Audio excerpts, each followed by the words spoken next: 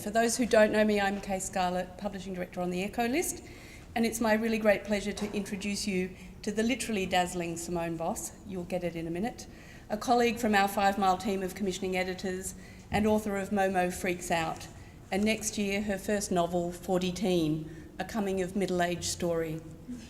Samone describes herself as an anti-social media whiz and a reformed blogger who's going to tell you about the path travelled in turning a very secret blog she started way back at the turn of the century, before Instagram, Facebook and even Snapchat, into a book.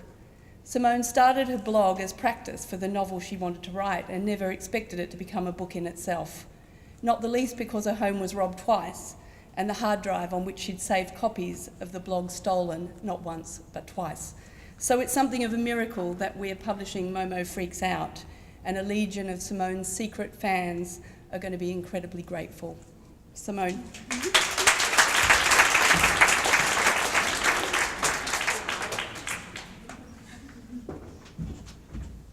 Rightio. How do you do, peeps? So I'm Samone Bos, and I've worn a few different hats in my time. Baseball hat, beanie, KFC visor, sombrero. Anyway, that's a joke. I've been an editor in kids publishing since 1999. I've been a parent since 2008, and spanning most of the last decade from 2002 to 2008, I was a personal blogger, like Kay said. But before all of this, back when I was at uni, sometimes attending classes, one of which was cinema studies, but that wasn't even enough to drag me away from the tally. I had a few burning ambitions. Breakfast TV presenter was definitely one of them. The issue there was that I didn't get up till noon most days. And another burning ambition was working in advertising. Here's an ad I've made for my book, Momo Freaks Out, which incidentally has nothing to do with high-performance Holden vehicles. Ash.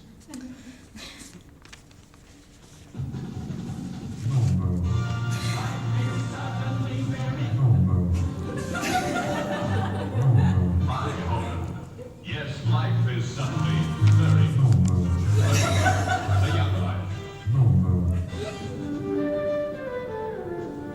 The most flattering accessory a beautiful woman can own. Makes a man feel 10 feet tall.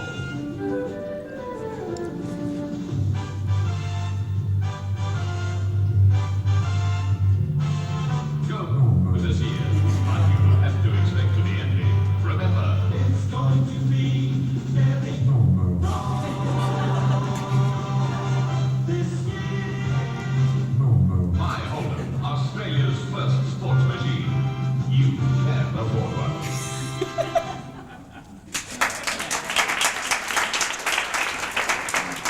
So I think that the Momo/Monaro ad there really captures the ethos of blogging at the time that I was a blogger.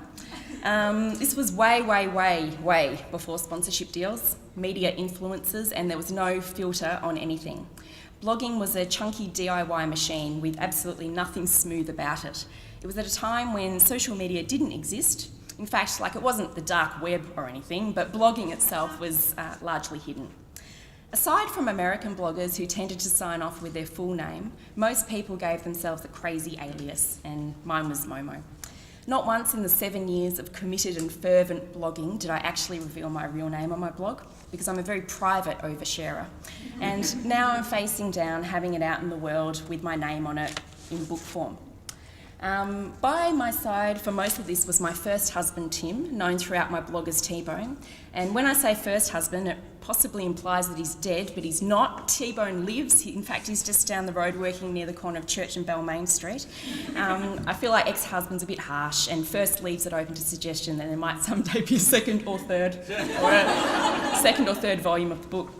So I'm going to play some slides behind me as I talk, and you can just have a squiz while I yab on. It kind of covers the arc of the blog that became a book. They hit it tash. You can read them, listen to me, whatever. But in short, when I started the blog in 2002, I was living in Melbourne, just being a young book editor, hanging out near the Springvale Crematorium. Wasn't my hobby, that was where my work was nearby. In that lonely cemetery side office, I spent a lot of time on the internet, asking Jeeves things. How you going, Jeeves? Cruising the slopes of Alta Vista, Yahooing at Yahoo, and Googling all 6 things that were Googleable on the internet. But one day, thanks to a business card that was given to me by an illustrator, the doors of the Perception were open. She had her professional website, but then I went down a weird wormhole of finding blogs. And I became a blogger pretty soon afterwards. Back at that time, I used to move house a lot. In fact, T-Bone and I used to call ourselves Melways explorers. At the slightest whiff of a pay rise or mildew, we'd ditch our digs and move somewhere else, pretty much seeing out our lease or just chopping it. But somewhere along the line, we got all crazy and wanted to see the world. I threw in my job and moved to Tokyo to teach English, and then I moved to London to work at Dorling Kindersley at 80 Strand, which is a very famous building, I just pointed out. And T-Bone, things went a bit pear-shaped then, and T-Bone scooted off to Bangkok.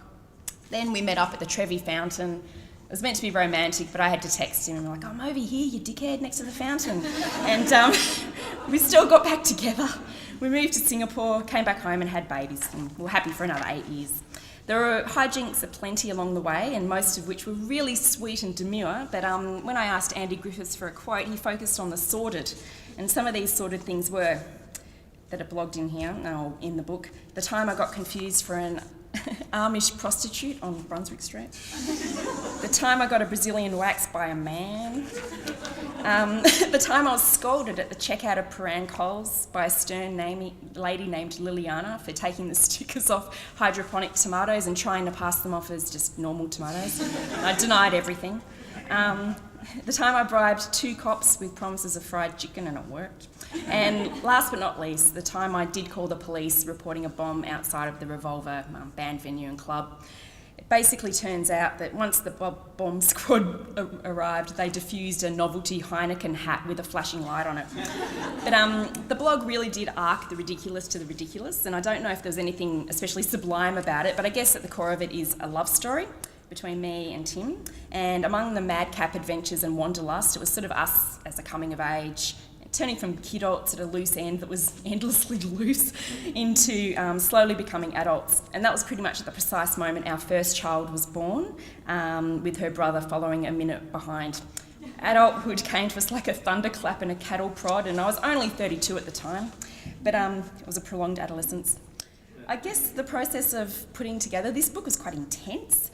I was discovered in a sense on Facebook when I'd written about internet trolls and how I'd dealt with some of my own.